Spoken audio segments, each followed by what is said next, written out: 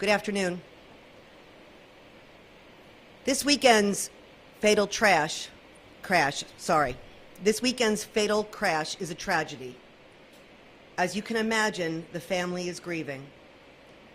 I met with the family this weekend, and I speak for everyone here at Tampa PD when I say we share in their sorrow. We are here for the family and will continue to support them.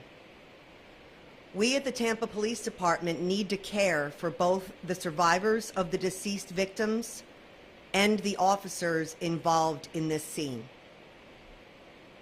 At this point, the other passengers in the victim's vehicle have survived.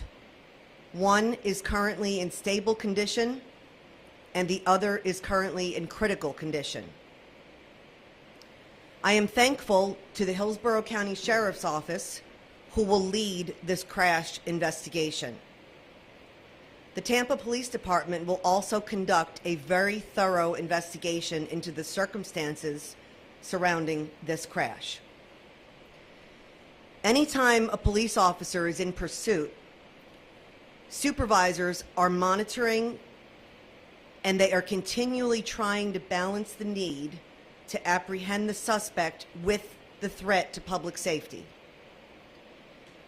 There are still a lot of unanswered questions, but what we do know is that the officer began pursuing this vehicle because he recognized it as a stolen vehicle that was used to also commit at least one auto burglary. This is a justified reason for pursuit under our policy. However, this investigation has just begun. The occupants of the stolen vehicle were a 15-year-old, two 14-year-olds, and a 12-year-old. Two of the teens in the stolen vehicle were arrested just 5 days prior for the exact same crime: stealing and burglarizing a vehicle. Both juveniles were placed on home detention, and a third suspect had also just been arrested in January for similar charges.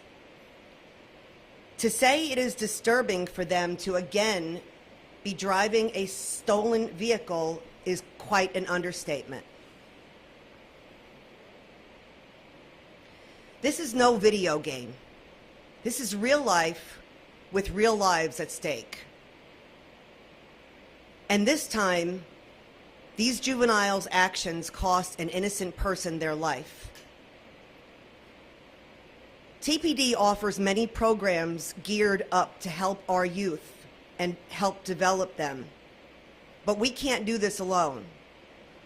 We need parents, the community, and the faith-based community to help us with this. A police officer's job is often difficult. Our role is a delicate balance to get criminals off the street while protecting the community members. Thank you.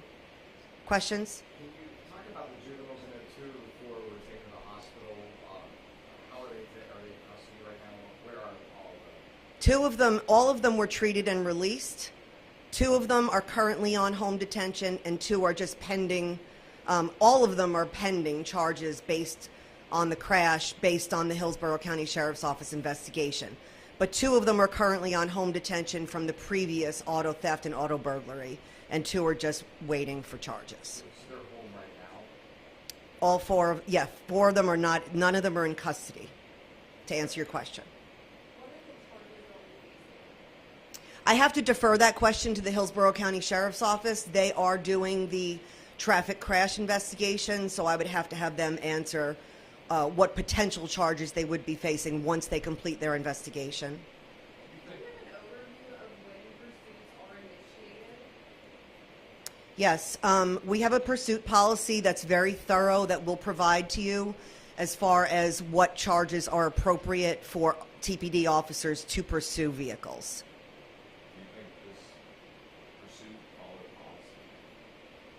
At this time, it appears that the origination of the pursuit was within policy, as it was a stolen vehicle that was involved in an auto burglary investigation, which we call a forcible felony investigation. What was the reaction of the victim's family to all of this? Well, it was obviously very early on in the investigation. I met with the driver of the Honda at the hospital. He was there with his mother. I had not spoken to the female who lost her mother in the crash. She was at Lakeland Regional and was in surgery. So I would say that the reaction initially was trying to process what had just happened. I will be following up with them continually throughout the course of the investigation to check on their well-being. Did they show any sort of remorse causing an accident? Any sort of... I didn't have any contact with the juveniles on scene that night. As far as the remorse aspect is concerned, they were out doing the exact same actions less than 5 days later. Last question. What are the factors that would lead to home detention as opposed to being in the juvenile detention or something like that? I mean, because obviously there wasn't enough to keep them home. So, is that the judge? I mean, where does that come from? The sanctions come from the courts. So the sanctions for curfew or home detention do come directly from judges. The onus on making sure the children are at home during home detention falls on the Department of Juvenile Justice, probation officers, but we at Tampa PD also assist with those efforts.